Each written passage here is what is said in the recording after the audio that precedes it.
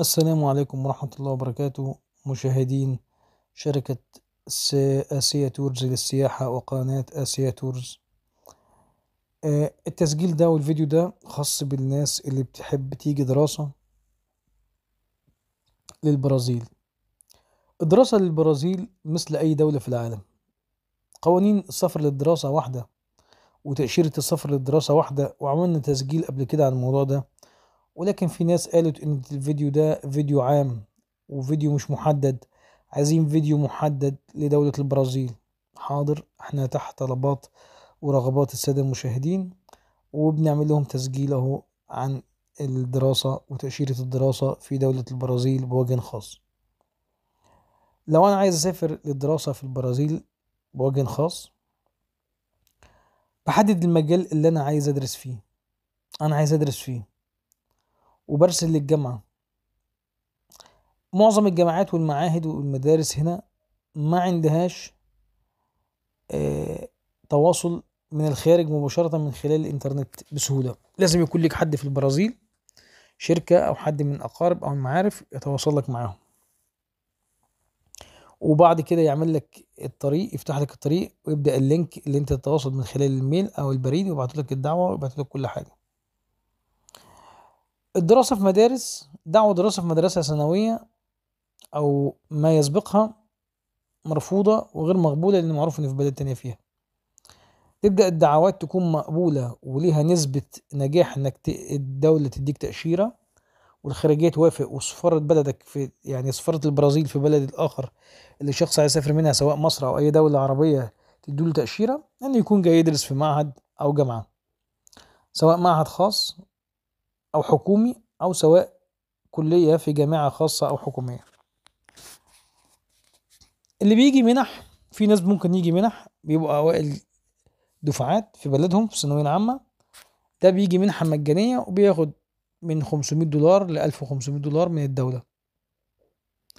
اللي بيجي مش منحة، مش متفوق، لو هيجي يدرس جامعة بيجي على حسابه. ودراسة هنا في الجامعات رخيصة، بتبدأ من 100 دولار لحد 1000 دولار على حسب التخصص والكلية. بيقدم في كلية، التقديمات بتكون في شهر 7 وفي شهر 12، دول الميعادين اللي بتقدم فيهم. ولما بيقدم للكلية في شهر 7 أو شهر 12، ورقه بيتفرز ويتراجع عليه، يديله موافقة، ويعتمد الورق في الخارجية هنا، ثم يرسل للسفارة وتطلع له على أساسه تأشيرة سفر من الدولة اللي هيسافر فيها.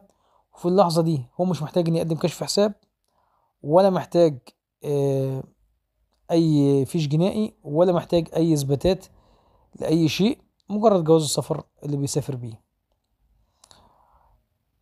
طيب هو لما بيجي هنا بيعرف يتكلم اللغة البرازيلية أو اللغة البرتغالية البرازيلية، لأن البرتغالية غير البرتغالية البرازيلية. في 12 دولة على مستوى العالم بيتكلموا اللغة البرتغالية. بتختلف اللغة البرتغالية البرازيلية عن البرتغالية لدولة البرتغال. ده شيء لازم نكون عارفينه. حتى اللغة البرازيلية أو اللغة البرتغالية البرازيلية بتختلف ما بين الشمال عن الجنوب، عن الشرق عن الغرب، في اللكنات وفي النطق وفي حاجات كتيرة. لكن ده مش موضوعنا في الحلقة دي، احنا بنتكلم عن موضوع الدراسة.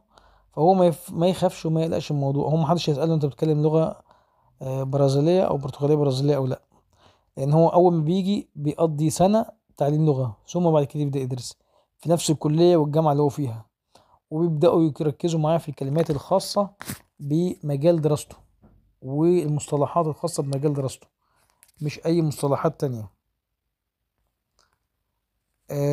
فهما بيدرس لغة في الجامعة سنة، وبعدين يبدأ يدرس، جاي يدرس هندسة، طب، آه، أدب، اقتصاد، بيدرس سنة لغة وبعدين يدرس الكلية بتاعته. والسنة دي بيكون من ضمن عدد السنوات اللي محسوبة له، وبيتوثق له كل أوراقه وإقامته على الجامعة اللي جاي يدرس فيها، وبيقيم في نفس المدينة، وبيتعمل على أساسها كل حاجة. لكن دي إجراءات بتتم من خلال إما شركة متخصصة تأمن بهذا الموضوع، يعني شركتنا بنعمل للناس حاجات زي كده الحمد لله، وبنقدر نجيب له موافقة من الخارجية ونوصله لكل شيء لحد ما بنستقبله كمان في المطار ونعمل له كل حاجة. أو لو مش عايز وعايز محتاج حد بيخلص له هو مع نفسه، بيشوف حد من أقاربه أو من أصدقائه ليه في البرازيل ويخلص له الحاجات دي.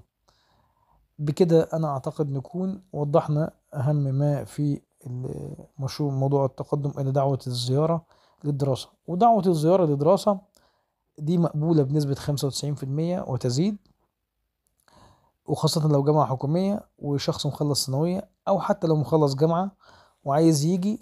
لكن اللي بيكون مخلص جامعة وجاي منحة، يعني هو جاي هنا الدولة منحة هتديله فلوس وهيعلموه ببلاش، دي بتبقى قوية جدا. إنما لو جاي لحسابه وجاي يعمل ماجستير أو دبلومة أو دراسات عليا، برضو نسبة قبولها فيها كويسة، بس يكون في نفس مجال اختصاصه، أو إن هو هيكون واخد كلية لكن هيجي بشهادة الثانوية ويدرس كلية تانية خالص. برضو يجوز مهما كان سنه، مفيش فرق مشكلة في السن، ومفيش حتة اختصاص علم وأدبي زي عندنا. أي اختصاص بيقدر هو أي كلية بيدرسها، ومفيش مشكلة في اللغة زي ما قلنا. وبكده نكون قدمنا الاستشارة مجانية للناس في موضوع دعوة الزيارة للعمل، ونتمنى نكون أفدناكم، وما تحرموناش من المشاركة والإعجاب بالفيديو ومتابعتنا في أي جديد. والسلام عليكم ورحمة الله وبركاته.